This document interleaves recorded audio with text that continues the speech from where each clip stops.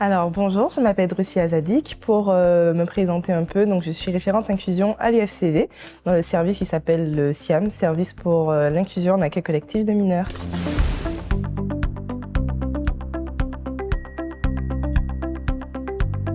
Trois mots pour me définir, je dirais curieuse, aventurière et souriante.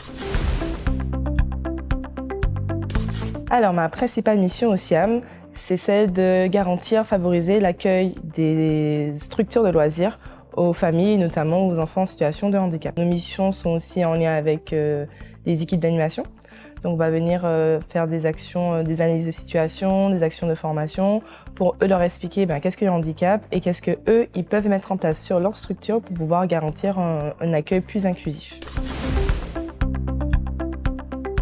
En fait, ce qui est hyper intéressant, c'est surtout la diversité des missions. Le fait que justement, comme il y a plusieurs petites actions à faire sur des champs un peu différents, ça permet vraiment de venir enrichir ma pratique, enrichir mes compétences de par les expériences des animateurs, de par les retours des familles. Ce que j'aime quand même beaucoup, c'est les mails pédagogiques, parce que j'aime beaucoup les jeux de société en général.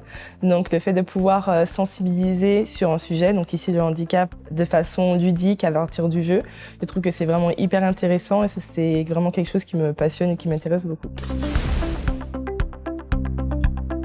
Alors pour moi, l'inclusion, je dirais que c'est une démarche où on va chercher à créer, organiser un environnement où chaque personne, peu importe ses difficultés, pourra participer pleinement à la collectivité, à la société.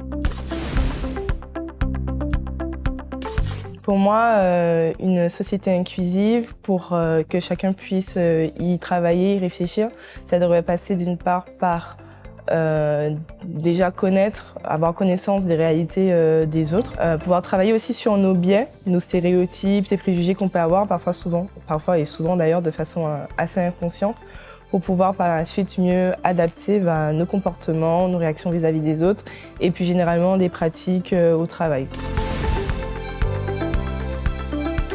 En termes de projets sur lesquels j'ai travaillé, donc sur le département de la Haute-Garonne, nous collaborons avec d'autres fédérations d'éducation populaire. Donc on a un groupe de référents handicap où on va donc échanger sur des pratiques et dans l'idée de pouvoir chercher à harmoniser un peu les pratiques des animateurs sur le département. Donc dans ce groupe actuellement, nous travaillons sur un guide de bonnes pratiques de l'animateur qui s'appelle le guide Lamy et donc sur lequel on va venir donner des conseils. Il y a des témoignages, des ressources aussi auxquelles des personnes pourront avoir accès pour donc réfléchir sur la thématique de l'inclusion en accueil collectif de mineurs.